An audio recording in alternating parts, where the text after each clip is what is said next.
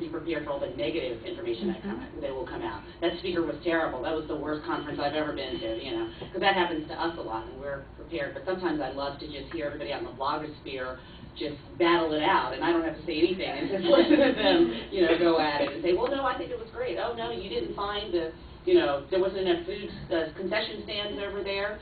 Well, they were right there, and just let them kind of go at it. But so there are two sides to it. I mean, you definitely have to be prepared for all the negative information because it is unfiltered. But I think if they see your previous stories, and as Kate mentioned, your background and your readership, then that can help decipher. I'll tell you that bloggers get, and the reason I don't like the word blog is because a lot of traditional media uses that in a, not negatively, but, oh, you're a blogger.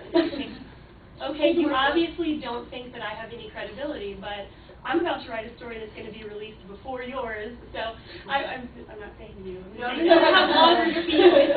And so whenever you tell someone, I remember when I started K Street Kate 4 years ago, and there was, I really wanted to get into the art scene, and there was a theater in town that didn't want to give my writer, because it's not just me, I have writers that write for me, didn't want to give my writer a pass to review that story.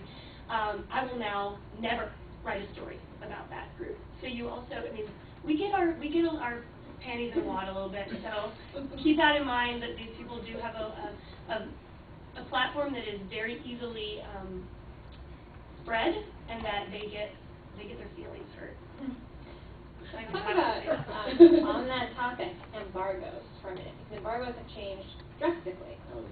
How do you protect the embargo when, if something could be broken the night before online?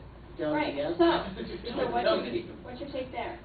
It's one of those, that also to me always feels very dated. Like, it's always very like, hey, 1995, how you doing? Once it's out there, it's out there. And, I mean, our policy is we adhere to them, but if it's going to be out there before, if someone else is going to get it, and they have it out, then we're not going to have full say. One of those things that it travels so fast, and it just doesn't make any sense to do it that way. And the whole thing goes back to the issue about relationships. Build relationships with your reporters. And if you have something if you know what you want to do with it, you want to give it to them in advance, don't do it under embargo. Talk to them. Don't do it like, here's 30 people, you all must not write about it until midnight tomorrow. Like, just call them and say, okay, look, I'm going to give you a little bit of advance of the story. We're going to release it tomorrow. And that is so appreciated. Because, yeah, our lives have changed dramatically. Like, we used to, an old editor of mine used to love the phrase, buy the ink by the barrel, which basically meant that we held the cards. And you want to be in our publication, you got to come through us. And it was, I kind of wish I worked in that time, because that was a whole lot more fun, it sounds like. Now, like you said, I mean, anybody can write a story faster than we could, and we make decisions. We're weekly. It used to be that they would sit in editorial meetings and figure out, like, oh, okay, we've started Monday, yeah, we'll probably hold to Friday, no problem, we'll move there. Because we still have to fill this print publication.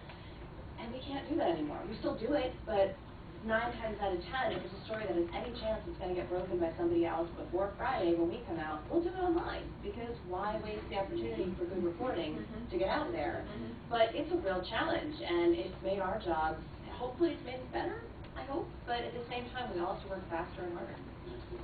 Yeah, I've never understood embargoes, and maybe that's because I never worked in an environment with mail and fax. It was harder to distribute information. I never thought about that. That's very true. It's harder to distribute information at a certain time, but I received embargoes through email, and I just thought to myself, I'm not going to share it because I have my own personal, integrity to uphold. But, if it's gone out to 100 people, and I know that it has, out of those 100 people, some person found to leak it.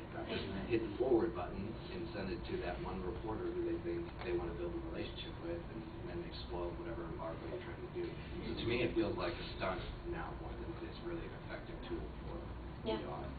And same with hard copy press kits. When's the last time you mailed a hard copy press kit? When's the last time you received one? Oh, I get them all the time.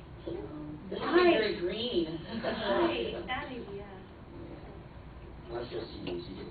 Yeah, or some drive. That's what we do. Yeah. Or the online press kit. Let's talk about multimedia for a minute. We haven't really gone down the road of video yet. That's maybe all I can talk to you. But how do you incorporate multimedia online when you're telling a story? How do you encourage you to share that now? Multimedia press releases, maybe. to use those? Oh. So, Like VNR? Like a VNR, You guys video know that? news release? No. Well, I mean, the closest thing, now, I mean, we have, as far as reporting additionally online, we always have our reporters updating our website, even after they've reported the story in the newscast, because we have breaks in our newscasts, obviously, we're not 24/7, so they're asked to either report online, not with a video, but just like give it to the web to put online, then they'll report the story, and then there'll be a video, and then update as we go along. So they're kind of on their shift the whole time, and we try to get, as you said, the news up as quick as possible. So if we have the story, but we're not going to see it until 5 p.m., we're going to put it online, then you'll see a reporter talk about it with any updates. So we try to do it that way, but, and then we also do additional stuff just in the web, you know, that has nothing. Like I used to do a segment that never hit the air. It was just to our entertainment page that was for people to go online and like check out new cool websites. So we try to add new elements to draw people to the web. We have them send us pictures that we're going to feature on our morning show, and like you said, we give away stuff on Facebook. You know, we try to just bring it all together, whether we're on the air or not. You know. and how about using YouTube? No, we use YouTube footage, but we don't put any of our stuff to YouTube because we always want everyone to click on our website, you know. But we probably every day pull some sort of video from YouTube. I was doing our 20th anniversary, and all of the final video I had was all YouTube. Because our tapes we couldn't even play any of our tapes. No, 3/4 inch. Yeah, we had nothing to play our 3/4 inch tapes, so I was the only one who thought we could use YouTube too, so that was pretty fun. There was something cool you guys did during Snowpocalypse, which is Yeah. you let viewers share all of their videos. Yeah, that was I'm surprised you didn't use that- iReport. Thank you for reminding me of that. That is what we also did this thing where we asked people to call in and we set up iStream, which is a program where they would set up their little cams and we'd use it in like different video boxes, and then we even called them up and we basically just asked them what they're seeing, which is snow, but we try to incorporate the viewer, like I said before, like we want you to feel like you're reporting the news with us. That's how we did it with Twitter, and that's how we did it with the snow coverage. It was pretty cool. We had created a YouTube video. The council member was out on his 4-wheeler, like in driveways, just like plowing people's driveways in his neighborhood. So I snapped some video of him just on a flip video, and then we shared it on YouTube. But he had, Fox 5 has a major audience in the region, so just sharing it on our website wasn't enough. We uploaded it to the iStream so that we could share what the council member was doing, and then hopefully a few more people could see it. We never know how many, but it's expanding your audience.